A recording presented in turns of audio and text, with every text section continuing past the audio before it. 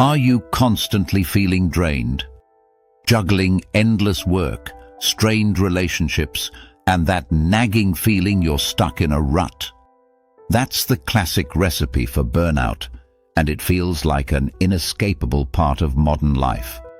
You wake up tired, go through the motions, and end the day feeling like you gave everything and got nothing done. But what if the solution isn't some new productivity hack, but ancient wisdom from people who thrived in absolute chaos? What if the key to mental toughness was forged 2,000 years ago by men who faced plagues, war, and political backstabbing, yet somehow found peace? The Stoics were masters of their inner world. They were emperors and playwrights who understood a fundamental truth. Life will always be exhausting and unpredictable, but feeling miserable about it is a choice. Stay tuned, and I'll show you the 5 ancient rules they lived by to build an unshakable mind and never burn out.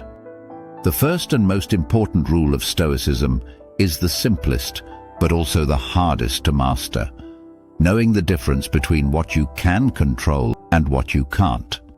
The Stoic philosopher Epictetus, a man who was born a slave and rose to become one of the most respected teachers in the Roman Empire, put it perfectly: the chief task in life is simply this: to identify and separate matters so that I can say clearly to myself which are externals, not under my control, and which have to do with the choices I actually control.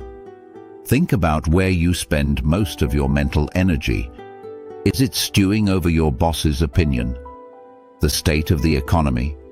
Wondering if someone will text you back? These are all external.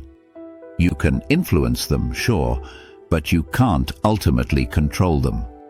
Burnout starts the moment we exhaust ourselves trying to manage the unmanageable. The Stoics argue our real power is in a much smaller area: our own choices, our judgments, and our responses. When you're crushed by a deadline, you can't control your manager's expectations, but you can control how you react. You can break the project into tiny, manageable pieces. You can focus on your effort, not the outcome. You can decide that panic will not be your project manager. This isn't about being passive. It's about being strategic with your energy. Stop wasting it on things you can't change and pour it where it actually matters: your own mind. So here's something you can try. The next time you feel overwhelmed, grab a piece of paper and draw a line down the middle. On one side, list everything you can't control about the situation. On the other, list the things you can. Now, cross out the first list. All your energy belongs to the second list. This simple exercise retrains your brain to look for solutions, not just stressors. The second rule is about flipping the script on hardship. The Stoics didn't just put up with adversity, they used it. They believed that just as fire turns everything in its path into more fuel and flame, a strong mind can turn any obstacle into an opportunity. The Roman Emperor Marcus Aurelius, who spent most of his reign dealing with constant war and a devastating plague, wrote in his private journal, "What stands in the way becomes the way." For him, an obstacle wasn't blocking his path. It was his path. When you're feeling stuck or burned out, it's usually because you see your struggles as purely negative. A project fails, and you think, "I'm a failure." A relationship ends, and you see it as proof you're not worthy. A job is lost, and it feels like the end of the world. A Stoic sees it differently. A failed project isn't a personal failure, it's a powerful lesson in what doesn't work. A rejection isn't a judgment on your worth, it's a redirection. A challenge isn't a barrier, it's a test of your character and a chance to build it. This doesn't deny the pain of the situation, but it changes its meaning. It turns you from a victim of your circumstances into a student of life. Difficulties strengthen the mind, just like physical labor strengthens the body. You don't build muscle by lifting something light. You build it through resistance. The same is true for your resilience. So, the next time you face a setback, just pause. Before you react, ask yourself this one question: how can this serve me? Don't just look for a silver lining. Look for the lesson, the strength you can build, or the new door it just opened. This isn't toxic positivity, it's strategic adaptation. You change the story you tell yourself, and you change its power over you. Rule number 3 is about discipline. The Stoics saw the mind as a tool that could be sharpened for battle or allowed to grow dull and rusty. They knew that your inner state, your mood, your calm, your focus, isn't something that just happens to you. It's the direct result of your mental habits. Positivity and resilience aren't things you have, they're things you do. Every single day, you are planting seeds in the garden of your mind. If you let the weeds of self-doubt, negativity, and complaint grow wild, they will absolutely take over. But if you intentionally plant and water seeds of courage, determination, and gratitude, that's what will bloom. Epictetus famously said, "It's not what happens to you, but how you react to it that matters." This single idea is the key to emotional freedom. The event itself, the rude comment, the unexpected bill, the traffic jam, is neutral. It's your judgment about the event that creates the anger or anxiety. If you can create a tiny bit of space between the event and your reaction, you can choose a better one. This requires daily training. The Stoics would review their day, asking themselves, "What did I do well? Where did my judgments lead me astray?" They were mental athletes, constantly sharpening their focus. Here's how you start training. When you feel a wave of negativity, anger, jealousy, anxiety, stop and just name it. Say to yourself, "Okay, that's anger I'm feeling." Then challenge the thought that's causing it. Ask, is this thought useful? Is it even true? Does it empower me? If the answer is no, you have the power to let it go. This isn't about suppressing your feelings, it's about consciously regulating them. You are the commander of your mind. It's time to act like it. The fourth Stoic rule attacks the root cause of most modern anxiety: living in the future. The philosopher Seneca wrote a letter to a friend and gave him this killer advice: "We suffer more often in imagination than in reality." He went on to say, "Do not be unhappy before the crisis comes. We are in the habit of exaggerating or imagining or anticipating sorrow." Think about it. How much of your burnout comes not from the work you're doing now, but from the mountain of work you imagine you have to do tomorrow?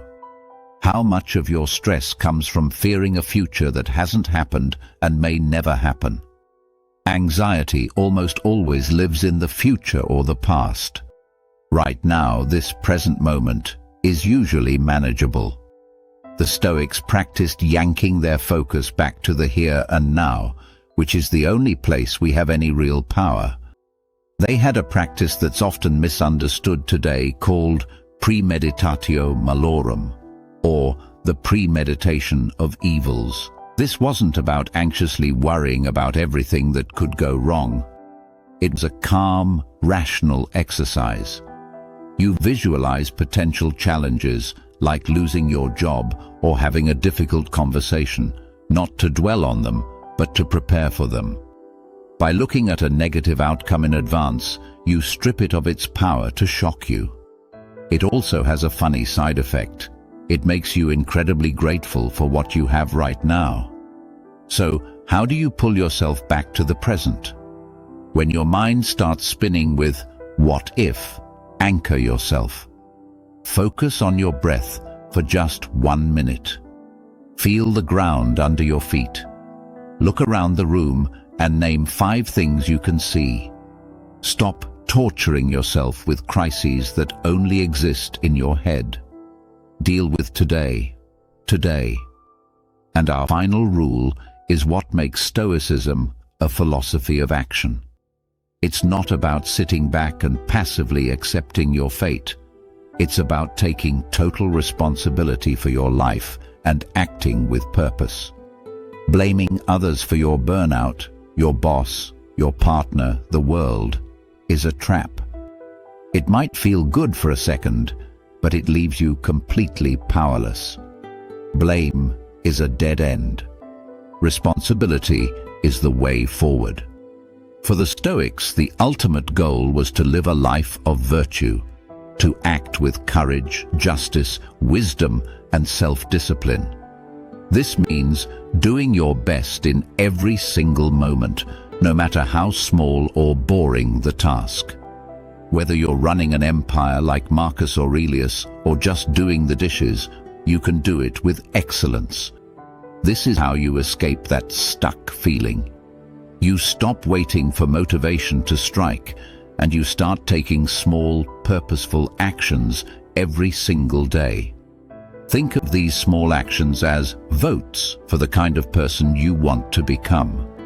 Answering an email with patience is a vote for a more disciplined self. Going for a walk instead of scrolling your phone is a vote for a healthier self. Each choice, no matter how tiny, builds a life of purpose. So here's the final piece of advice. Focus on the process, not the outcome. You can't control if you get the promotion, but you can control the quality of the work you do today. You can't control if a relationship will last forever, but you can control being a good partner right now. Instead of getting lost in your huge long-term goals, just ask yourself, what is the next right action I can take? Then, just take it. As the Stoic Zeno said, well-being is realized by small steps, but is truly no small thing. And those are the 5 ancient rules for building an unshakable mind. 1. Focus only on what you can control. 2. Reframe challenges as opportunities. 3. Train your mind like a warrior. 4. Stay in the present moment. 5. And take responsibility through purposeful action. Burnout feels like it's being crushed by the world, but the Stoics teach us that the real battle is won or lost inside our own heads. They show us that while the chaos of life is guaranteed, our inner turmoil is not. By applying these timeless ideas, you can go from being a victim of your circumstances to the commander of your own soul. You can stop just surviving and finally start thriving. If these ideas resonated with you, hit that like button and subscribe for more ancient wisdom for modern problems. And let me know in the comments. Which of these 5 rules are you going to start practicing today?